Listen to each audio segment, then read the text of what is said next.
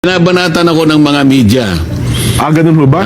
So sa kanilang pagtatakip sa katotohanan, yung sinabi ko ng marami sa inyo ay bayaran, binubugbog nila ako ngayon. Patuloy pa rin ang pushback o pambabatikos ng media sa unhinged rant at pagkawala sa hulog ni Rodante Marcoleta sa kanilang June 4 unofficial hearing kung saan inakusahan niya ang malaking bahagi ng media na mga bayaran.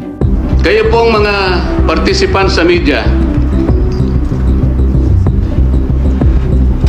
nakaramihan po sa inyo ay bayaran. Ang problema, walang ipinakitang kahit anong ebidensya ang DDS Senador. Nagwala lang talaga ang matandang galunggong na may peluka at nagpakawala ng mga akusasyong hindi naman niya kayang patunayan. Ano po yung ebidensya ninyo para sabihin na bayaran ng media? Pwede niyo bang i-play yung statement ko if I said that exact sentence? Baka hindi ganun ba? Do me a favor, please. Get out of here. Get out of here, man. Shit, I'm saying. Yes, sir. Gusto ko lang marinig muna para dami nyo.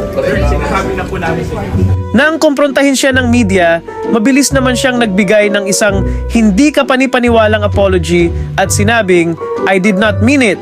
So pasensya na po kung ako'y nakapagsalita ng gano'n. I did not mean it.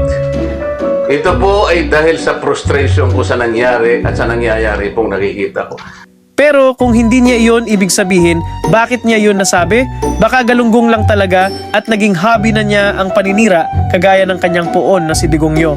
Ang gusto ko po, makatulong kayong lahat para yung katotohanan. Ang katotohanan lang po importante rito.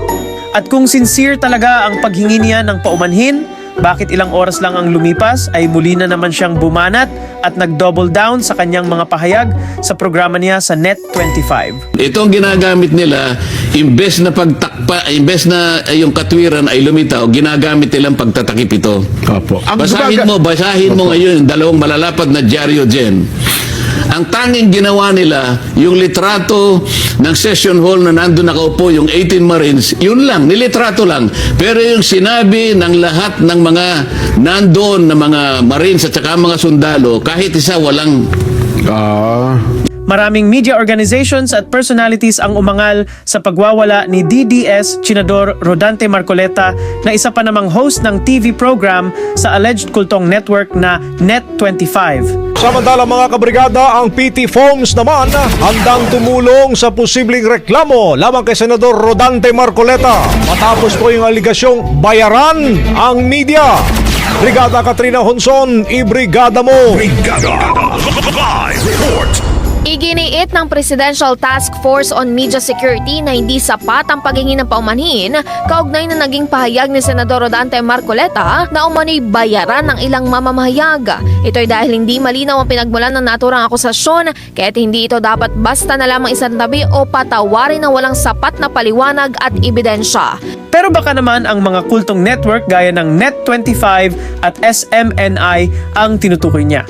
Kilala kasi ang mga DDS vloggers at ilang so-called journalists sa pagiging bayaran o paid hacks. Pwede ko naman kayong tulungan at saka yung tao na doon kasi like sa traditional media. You can buy. Sa ngayon, pati interviews with the government. At pag ginenta nila yung interview, you can give your own questions. Kaya paano nga ba matitigil ang batikos at pag-aangal ng media? Matapos ang kanyang hindi naman sincere na apology, kaagad din naman niyang binawi ang anumang goodwill na maaaring naipon niya sa pamamagitan ng panibagong pag-atake sa kanyang programa. No. Yun po ba ay hindi pagtatakip ng katotohanan? Tingnan mo yung dalawang dyaryo ngayon. Yun ang headline, yung litrato lang. Wala nang iba. Ang kanilang ipinagdiwang ngayon ay yung sinasabi ng ibang dating mga Senate President, Franklin Drilon, Coco Pimentel, na yung 12 sa Abilino versus Cuenco ay ganito at ganyan. Mukhang hindi nga lowest ranked lawyer lang itong si Mr. Peluca. Ang problema, tila hindi niya rin naiintindihan ang basic concepts ng editorial decision making, agenda setting, at kung paano gumagana ang isang independent media organization. Hindi po akong original na nagsabi ng marami sa inyo ay nababayaran. Gusto kong ipakita. Pwede mo masinag na ito na Pwede nyo bang ipasinag para makita ang librong ito? Ano ang title ng librong ito na hawak ko? Ayan. Baka kailangan muna niyang tanungin ang sarili niyang network tungkol sa sarili nitong agenda setting at editorial bias bago siya kumuda tungkol sa mainstream media sa kanyang walang kwentang TV program. Babasahin ko dyan, ha? News for sale.